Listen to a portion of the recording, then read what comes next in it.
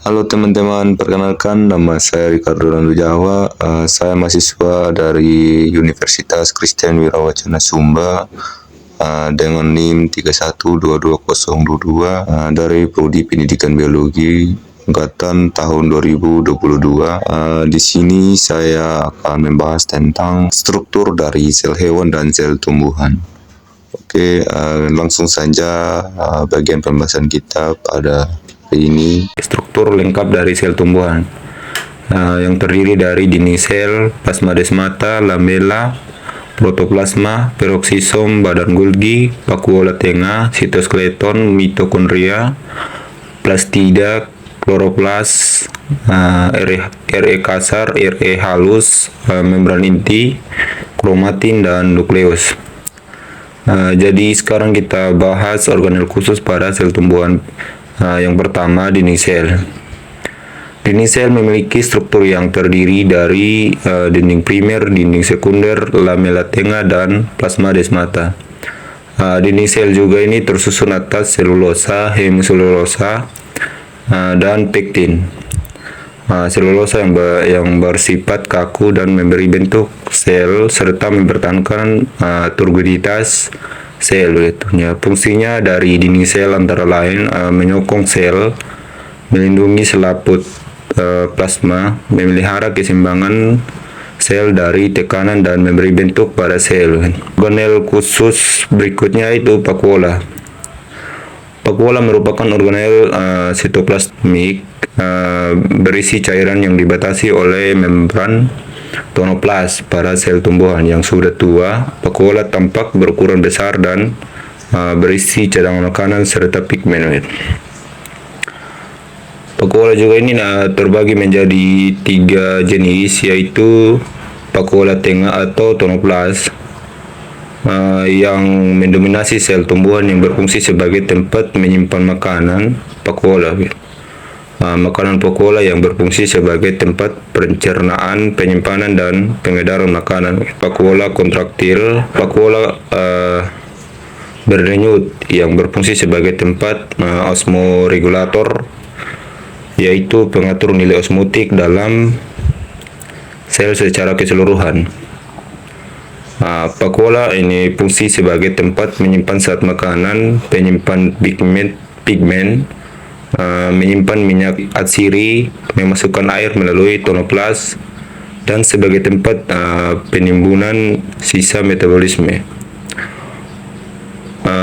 Organ khusus sel tumbuhan yang terakhir adalah plastida. Plastida memiliki struktur yang terdiri dari membran luar, membran dalam, grana, dan tilakoid. Plastida merupakan organel bermembran lengkap yang berasal dari perkembangan proplastida di daerah meristematik.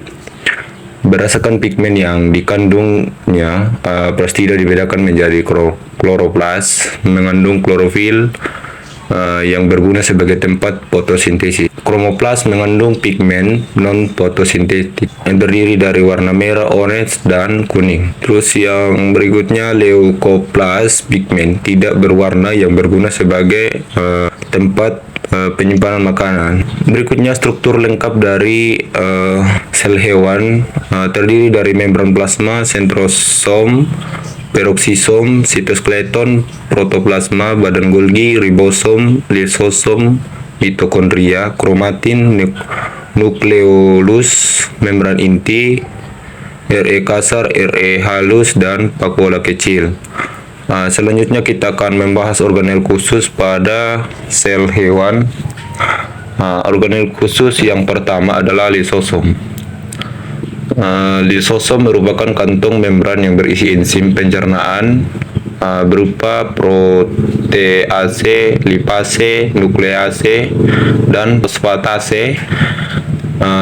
Lisosom juga memiliki fungsi untuk melakukan pencernaan intrasel, menghancurkan struktur sel yang tidak dikehendaki atau autofag, membebaskan enzim keluar sel atau eksositosis, menghancurkan diri sel atau autolisis. Dan organ khusus kedua adalah sentriol. Sentriol memiliki struktur yang berbentuk bintang yang berfungsi dalam pembelahan sel, baik secara mitosis maupun meiosis. Pada sel hewan juga terdapat sentrosom yang terdiri dari dua sentriol yang juga berperan dalam pembelahan sel. Oke teman-teman, itu tadi adalah struktur lengkap dari sel hewan dan sel tumbuhan. Namun keduanya memiliki perbedaan struktur yang membedakan antara sel tumbuhan dan sel hewan, yaitu pada sel hewan terdapat yang namanya lisosom, sentriol, dan vakuola yang berukuran kecil, sedangkan pada sel tumbuhan memiliki organel yang namanya kloroplas, dinding sel, dan vakuola yang berukuran besar. Jadi dari beberapa struktur tadi itu yang membedakan antara sel hewan dan sel tumbuhan atau kedua sel tersebut. Oke teman-teman, mungkin itu saja sekilas penyampaian dari saya. Jika ada kesalahan kata, saya minta maaf, dan semoga bermanfaat untuk kita semua. Shalom dan terima kasih.